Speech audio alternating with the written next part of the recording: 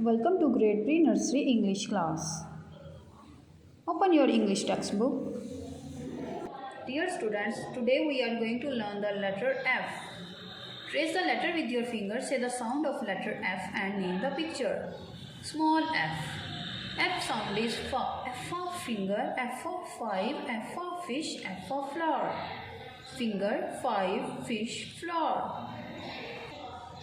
Now moving to next page. Here we have an activity about the letter F.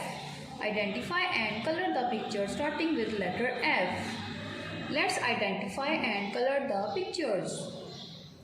Fish. Students, tell me fish starting from letter F. Yes, color it. Next one is doll. Doll is starting from F. No.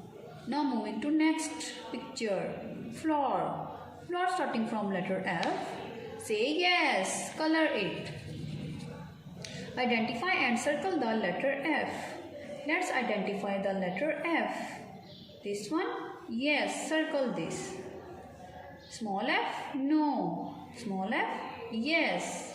Circle this. Small f? No. Small f? Yes. Circle this. Small f? No. Let's learn how to write small f.